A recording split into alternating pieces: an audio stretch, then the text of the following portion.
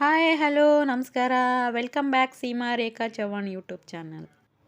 ಬನ್ನಿ ಸ್ನೇಹಿತರೆ, ಇವತ್ತಿನ ಈ ಒಂದು ವಿಡಿಯೋದಲ್ಲಿ ಗಣರಾಜ್ಯೋತ್ಸವದ ಕುರಿತು ಭಾಷಣವನ್ನು ತಿಳಿಸಿಕೊಡುತ್ತೇನೆ. ಈ ಒಂದು ಭಾಷಣದಲ್ಲಿ ನಾವೆಲ್ಲರೂ ಗಣರಾಜ್ಯೋತ್ಸವವನ್ನು ಯಾಕೆ ಆಚರಿಸ್ತೇವೆ ಎಂಬುದರ ಬಗ್ಗೆ ಸ್ಪಷ್ಟ ಮಾಹಿತಿಯನ್ನು ನೀಡುತ್ತೇನೆ. ಈ ಒಂದು ಭಾಷಣ ನಿಮ್ಮೆಲ್ಲರಿಗೂ ತುಂಬ ಇಷ್ಟ ಆಗುತ್ತೆ ಅಂತ ಭಾವಿಸುತ್ತಾ, ಹಾಗಾದರೆ ಬನ್ನಿ ತಡ ಮಾಡದೆ ಈ ಒಂದು ಭಾಷಣವನ್ನು ಪ್ರಾರಂಭಿಸೋಣ. ಗಣರಾಜ್ಯೋತ್ಸವದ ಕುರಿತು ಭಾಷಣ 2025. ವೇದಿಕೆಯ ಮೇಲಿರುವ ಎಲ್ಲ ಗಣ್ಯರಿಗೂ ಬೆಳಗಿನ ಶುಭೋದಯ ಹಾಗೂ 76ನೇ ಗಣರಾಜ್ಯೋತ್ಸವದ ಶುಭಾಶಯಗಳು.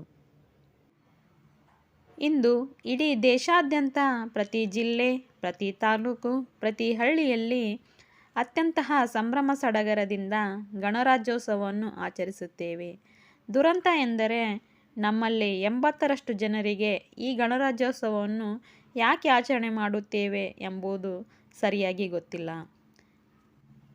ಅವರೆಲ್ಲ ಹೇಳೋದೇನೆಂದರೆ, ಸಂವಿಧಾನ 1950 ಜನವರಿ 26ರಂದು ಜಾರಿಗೆ ಬಂತು. ಅದರ ಸವಿನೆನಪಿಗಾಗಿ ನಾವು ಪ್ರತಿ ವರ್ಷ ಜನವರಿ 26ರಂದು ಗಣರಾಜ್ಯೋತ್ಸವವನ್ನು ಆಚರಿಸುತ್ತೇವೆ ಅಂತ.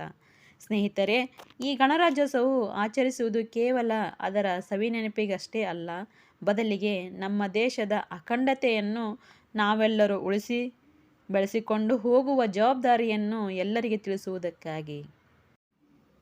ನಮ್ಮದು ಪ್ರಪಂಚದಲ್ಲಿಯೇ ಅತ್ಯಂತ ದೊಡ್ಡ ಪ್ರಜಾಪ್ರಭುತ್ವ ದೇಶ. ಈ ದೇಶ ಹೇಗೆ ಬೆಳೆಯಿತು, ಇದರ ಇತಿಹಾಸ ಏನು ಅನ್ನೋದು ನಿಮಗೆಲ್ಲರಿಗೆ ಚೆನ್ನಾಗಿ ಗೊತ್ತಿದೆ. ಈ ದೇಶದ ಉಕ್ಕಿನ ಮನುಷ್ಯರಾದ ಸರ್ದಾರ್ ವಲ್ಲಭಾಯ್ ಪಟೇಲ್ರವರ ಪರಿಶ್ರಮದಿಂದ ಇಂದು ಈ ವಿಶಾಲ ಭಾರತ ದೇಶ ನಮ್ಮದಾಗಿದೆ. ನಮ್ಮ ದೇಶದ ಪ್ರಾಂತ್ಯಗಳ, ಸಾವಿರಾರು ಭಾಷೆಗಳ, ಹಲವಾರು ಧರ್ಮಗಳ ಭಿನ್ನತೆಗಳನ್ನೆಲ್ಲ ಮರೆತು ನಾವೆಲ್ಲರೂ ಒಂದಾಗಿ ಬಾಳುತ್ತೇವೆ. ಏಕತೆಯೊಂದಿಗೆ ಜಗತ್ತಿಗೆ ಮಾದರಿಯಾಗುತ್ತೇವೆ ಎಂದು ಶಪಥಗೈದ ಶುಭ ದಿನ ಈ ಜನವರಿ 26. ಸ್ನೇಹಿತರೆ, ಒಬ್ಬ ಹಿಂದುವಿಗೆ ಭಗವದ್ಗೀತೆ ಶ್ರೇಷ್ಠ, ಒಬ್ಬ ಮುಸ್ಲಿಮನಿಗೆ ಕುರಾನ್ ಶ್ರೇಷ್ಠ, ಒಬ್ಬ ಕ್ರೈಸ್ತನಿಗೆ ಬೈಬಲ್ ಶ್ರೇಷ್ಠ. ಆದರೆ ಭಾರತೀಯನಾದವನಿಗೆ ಅವನ ಧರ್ಮಗಳು ಯಾವುದಾದರೇನು, ಆತನ ಧರ್ಮ ಏನೇ ಇರಲಿ, ಆತನಿಗೆ ಸಂವಿಧಾನವೇ ಅತಿ ಶ್ರೇಷ್ಠ.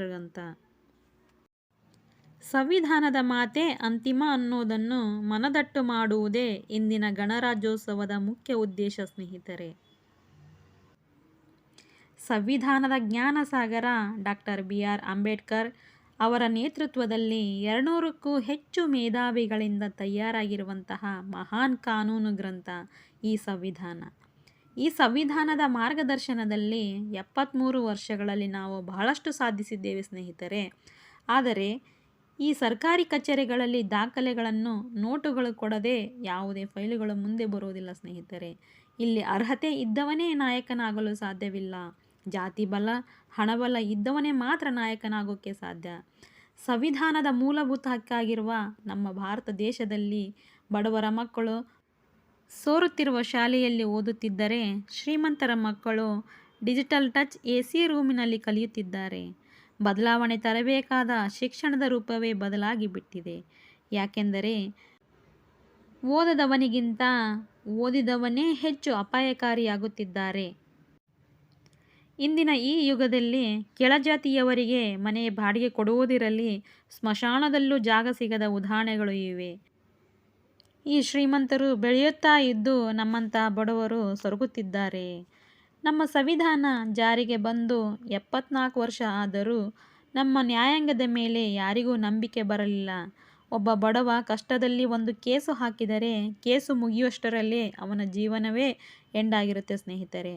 ಈ ದೇಶದ ವಿಚಾರಗಳು ಬದಲಾಗಬೇಕೆಂದರೆ ಈ ದೇಶದ ಪ್ರಜೆಗಳಾದಂತಹ ನಾವು ಮೊದಲು ಬದಲಾಗಬೇಕು. ನಾವು ಹಾಗೂ ನಮ್ಮ ಮನಸ್ಥಿತಿ ಬದಲಾಗದ ಹೊರತು ಯಾವ ಕಾಯ್ದೆ, ಕಾನೂನು ಜಾರಿಗೆ ತಂದರೂ ಪ್ರಯೋಜನವಿಲ್ಲ ಸ್ನೇಹಿತರೆ. ಬದಲಾವಣೆಯೊಂದಿಗೆ ಬದಲಾಗೋಣ, ಬದಲಾಗದವರಿಗೆ ಬಲವಂತವಾಗಿ ಬದಲಾಯಿಸೋಣ. ಈ ನಮ್ಮ ದೇಶವನ್ನು ನಂಬರ್ 1 ದೇಶವಾಗಿ ಬದಲಾಯಿಸೋಣ ಎಂದು ಹೇಳುತ್ತಾ ನನ್ನ ಭಾಷಣವನ್ನು ಮುಗಿಸುತ್ತೇನೆ. ಜೈ ಹಿಂದ್, ಜೈ ಭಾರತ್ ಮಾತೆ. ಈ ಒಂದು ವಿಡಿಯೋದಲ್ಲಿ ಅತ್ಯಂತ ಉಪಯುಕ್ತಕರ ಮಾಹಿತಿಯನ್ನು ತಿಳಿಸಿಕೊಟ್ಟಿದ್ದೇನೆ ಸ್ನೇಹಿತರೆ. ಈ ಮಾಹಿತಿ ನಿಮಗೆ ಇಷ್ಟ ಆದರೆ ನಮ್ಮ ಯೂಟ್ಯೂಬ್ ಚಾನಲನ್ನು ಸಬ್ಸ್ಕ್ರೈಬ್ ಮಾಡೋದನ್ನು ಮರೆಯಬೇಡಿ, ಹಾಗೂ ಈ ವಿಡಿಯೋವನ್ನು ಆದಷ್ಟು ಜನರಿಗೆ ಶೇರ್ ಮಾಡೋದನ್ನು ಮರೆಯಬೇಡಿ. ಅದೇ ರೀತಿ ವಿಡಿಯೋಗೆ ಲೈಕ್ ಕೊಡೋದನ್ನು ಮರೆಯಬೇಡಿ. ಇನ್ನಷ್ಟು ವಿಡಿಯೋಗಳಿಗಾಗಿ ನಮ್ಮ ಯೂಟ್ಯೂಬ್ ಚಾನಲನ್ನು ನೋಡೋದನ್ನು ಮರೆಯಬೇಡಿ. ಥ್ಯಾಂಕ್ ಯು ಸ್ನೇಹಿತರೆ, ಧನ್ಯವಾದಗಳು.